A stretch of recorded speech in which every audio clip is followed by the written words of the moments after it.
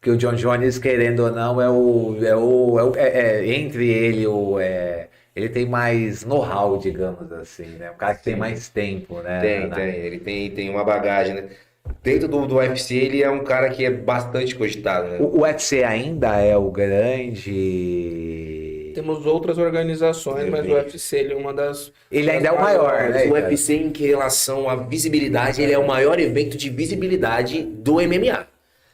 Mas tem Do muito MMA, atleta mas que tá tem indo pra Rússia para lutar, vários eventos outros. Turquia lutar. Isso, no Afeganistão, no Cazaquistão, perdão. O segundo é do Bellator, ainda é O ou não? Bellator é considerado, o Bellator e o One Champions são muito fortes.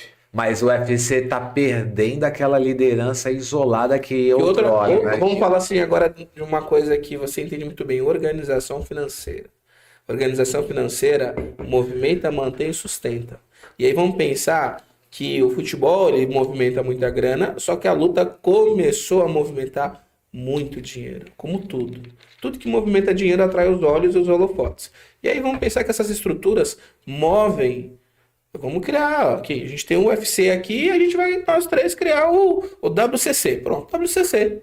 E a gente começa a investir o dinheiro e aí começa a ter uma visibilidade. E aí daqui a pouco outro evento de luta e outro. Porque as pessoas começaram a entender que eventos de luta bem estruturados dão muito dinheiro. Que é o exemplo do Popó sendo desafiado pelo Bambam, pelo Você Whindersson. vê, hoje o fight, que é o fight Os music show, né? influencers O estão fight lutando. music show hoje, se vocês pararem para analisar, a luta do Popó contra o Bambam foi milhões, cara.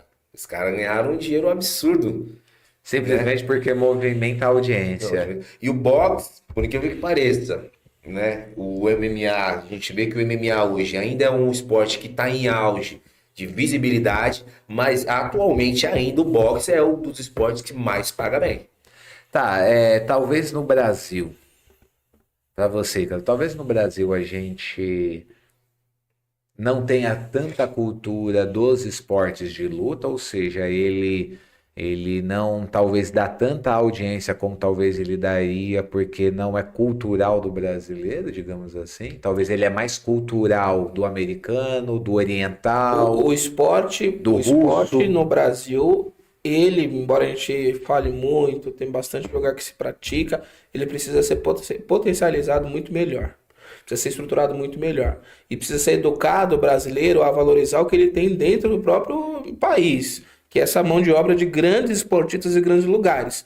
É pouco porque a gente precisa. O gringo valoriza mais do que a gente que já tem aqui, de facilidade, de estrutura e tudo. Então, assim, a gente vê muito mais o nosso esporte, grandes esportistas lá fora brilhando muito. Eu converso com muitos atletas de ponta de várias lutas e vários segmentos diferentes do esporte. Então, hoje eu atendo o atleta do break que viajou o mundo todo. Hoje eu atendo a pessoa do vôlei, hoje eu atendo o profissional do boxe, profissional do Muay Thai, profissional do UFC. E a fala é, no Brasil é algo muito difícil você se manter do O esporte. que é o break?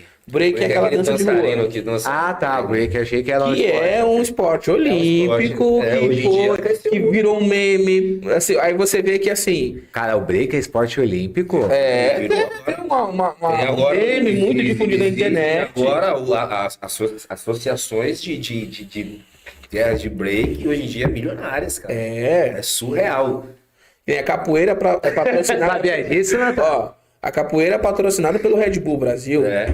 A capoeira roda o mundo roda todo. o mundo todo. E aqui você vê que no próprio Brasil, culturalmente, a capoeira praticamente a gente não vê hoje mais lugares onde que tem muita capoeira. Como luta ou como apresentação? Como luta. Opa, vai ver, joga no YouTube, Red Bull Brasil, capoeira. Os maiores, eu conheço os últimos 3 ganhadores da edição. Os caras fazem, você fala assim, meu, o Red Bull que patrocina. Praticamente o Karatê Combate. É. a mesma estrutura. Mesma estrutura. E aí eu falo, o que tá faltando pra gente enquanto Estamos sociedade? O que tá faltando pra gente enquanto sociedade? A psicoeducação. A gente vê o que tá na nossa cara. É mais fácil a gente olhar no TikTok, né? O TikTok é mais legal, a gente vai rolando, né? O que seria uma psicoeducação de base? A gente vai investir primeiro em educação, segundo em falar sobre o que a gente tem de melhor no esporte, que não é só lutar, que é ensinar a filosofia de uma arte marcial. Por que que é importante alguém praticar um esporte? Saúde, estrutura emocional, qualidade de vida, futuro profissional. Antes mesmo da estrutura. Só o falar É preciso, já... hoje o esporte ele tá tão difundido, e por que que a gente fala, a gente vai até pegar naquela parte do profissional. O profissional da luta, o professor da luta, ele tem que falar sobre esses pilares. Porque isso é uma psicoeducação. Se eu te ensinar, o aluno chega na minha aula de luta e fala assim, ó, socar e chutar todo mundo sabe. A gente vai falar sobre a filosofia do Muay Thai, filosofia do esporte. Respeito ao mais graduado, respeito ao mestre professor, respeito ao seu colega menos graduado, porque ele é muito importante para você aqui. Respeito a si mesmo quando você entra no tatame. O jiu-jitsu tem muito disso, né? Muito. Em que existe toda uma... Tudo que é um esporte de arte marcial É tem uma esse respeito. hierarquia presente e da arte marcial. existe todo um protocolo a ser Como no Muay seguido, Thai né? tem O Muay Thai também. tem também. Karatê, Karatê e mais. várias outras artes. E isso é transmitido automaticamente quando você vai fazendo outras artes marciais. O mais velho vai passando Vai pro mais passando. novo, é automatizado, né? Você vê que Não precisa o mestre pegar e ensinar o mais novo. O mais o outro mais já tá um pouquinho mais, quem já vai educa colocar, ele. tem que fazer isso. Exato. Você vê que muitas vezes você vê que assim, ó, você chega lá, o aluno novo hoje chegou e não sabe que não pode entrar descalço, Exato. tal. Aí ele não conhece as regras, né? Que a gente fala que são as regras do tatame.